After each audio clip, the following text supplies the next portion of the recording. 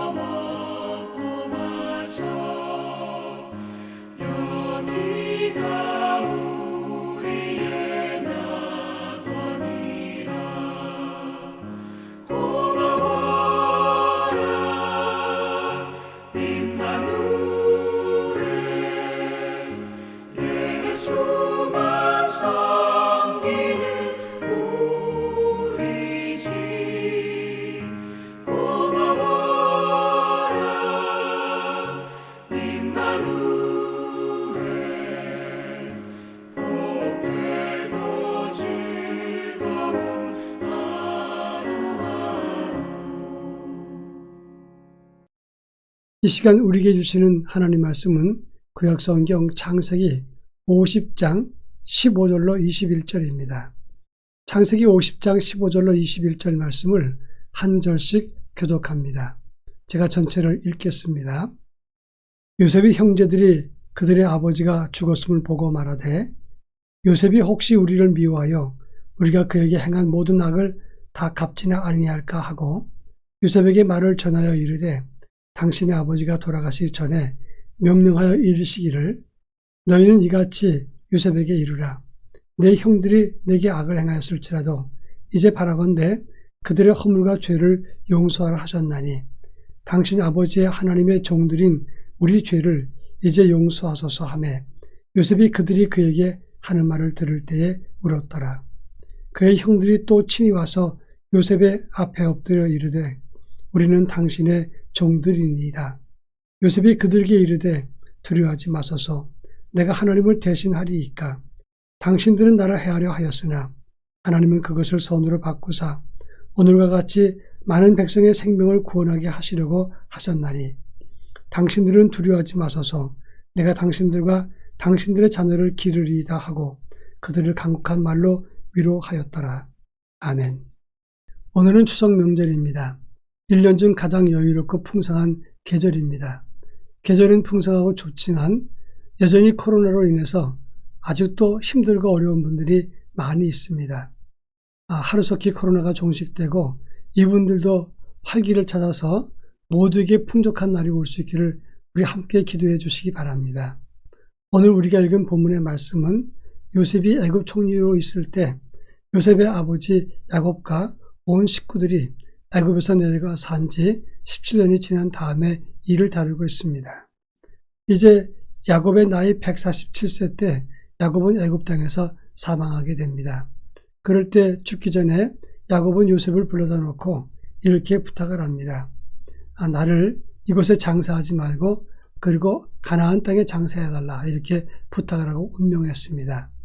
아버지가 죽게 되자 요셉의 형들은 크게 염려하고 근심하게 되었습니다. 아버지가 죽었는데 그전에는 아버지 때문에 요셉이 자기들의 악한 일을 추궁하지 않았지만 이제 자기들이 요셉을 죽이고자 했던 그런 일들을 생각하고 만약에 요셉이 우리를 미워해서 우리가 행한 악을 갚으면 어떡할까 근심하게 되었다고 하는 것입니다. 그래서 고민한 끝에 형들은 요셉에게 찾아와서 용서를 구한 그런 모습을 보였습니다. 이것이 오늘 본문의 내용입니다.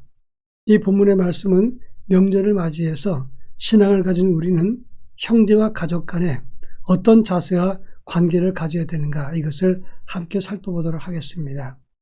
먼저 15절부터 17절에서는 형들이 모여서 의논합니다. 요셉이 우리에게 악을 갚을지 않을까 노심초사하면서 염려했다고 하는 것입니다. 전에는 아버지의 그 입장 때문에 요셉이 우리를 참았지만 그러나 우리가 요셉에게 행했던 악한 것, 요셉을 죽이려고 했고 노예로 팔았던 일, 그것을 우리에게 갚지는 않을까 걱정하면서 요셉을 찾아온 것입니다. 그러면서 우리를 용서해달라 이렇게 엎드렸습니다. 여러분, 요셉의 형들이 요셉에게 이렇게 납작 엎드렸던 이유가 무엇입니까?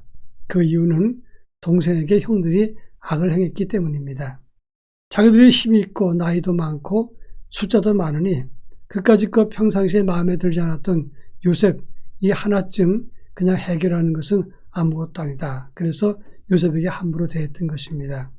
그렇지만 이것이 문제였던 것입니다.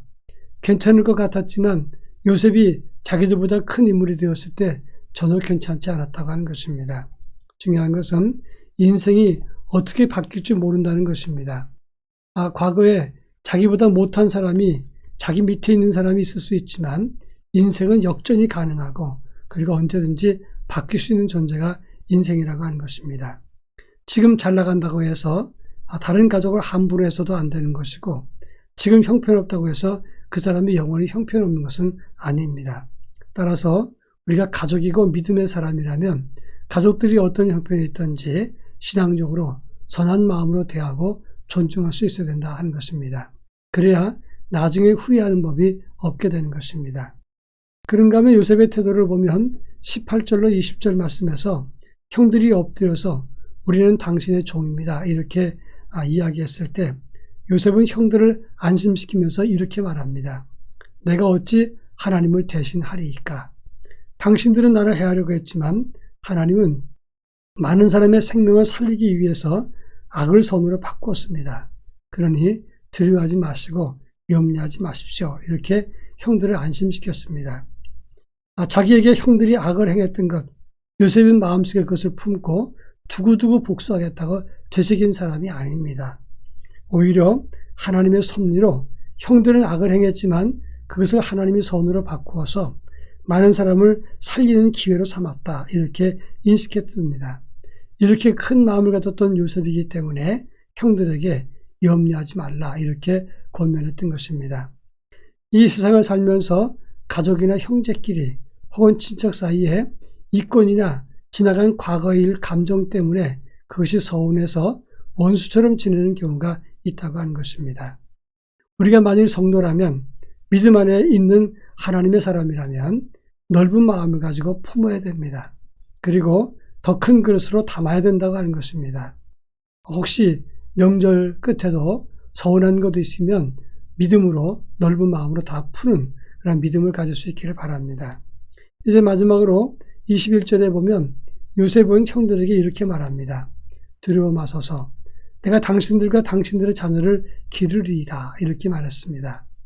여기서 기른다는 말은 아켈르켈이라고 하는 단어인데 보호한다, 떠받든다 이런 뜻입니다.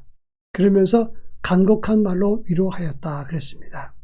이 간곡한 말이라고 하는 것은 마음을 움직이는 간절함으로 위로했다는 것을 뜻하는 것입니다. 요셉은 말로만 형제 우에 형들을 용서한다, 화해한다 이렇게 말하는 것이 아니라 실제적으로 형제들의 필요를 따라서 그 가족들에게 또 형제들과 조카들과 그 식솔들에게 정말 실제적인 도움으로 베풀고 보호하고 그들에게 여러 가지를 제공했다고 하는 것입니다. 여러분, 형제들에게 베푸는 것은 없어지는 것이 아닙니다. 자기에게 다시 돌아오는 것이고 그것은 기름진 양분이 되어서 우리 가정과 다음 세대를 바르고 크게 풍성하게 양육할 수 있게 된다고 하는 것입니다. 누군가 가정과 가문에 요셉 같은 형제가 있을 때, 그런 가족이 있을 때 행복한 가정이 만들어지게 되는 것입니다. 우리 모두 갈등하는 가정이 아니라 요셉 같은 넉넉하고 품는 그리고 배려하고 양육해주고 그리고 많은 것들을 공개해주는 그런 믿음의 가정이 될 수 있기를 바랍니다. 우리 자신이 요셉이 되기를 축원합니다. 다 같이 기도합니다. 화해하고 위로가 가득한 가정이 되게 하옵소서. 서로 위로하고 실제적인 도움을 주는 그런 믿음의 우애가 가득한 가정이 되게 하옵소서. 기도하겠습니다.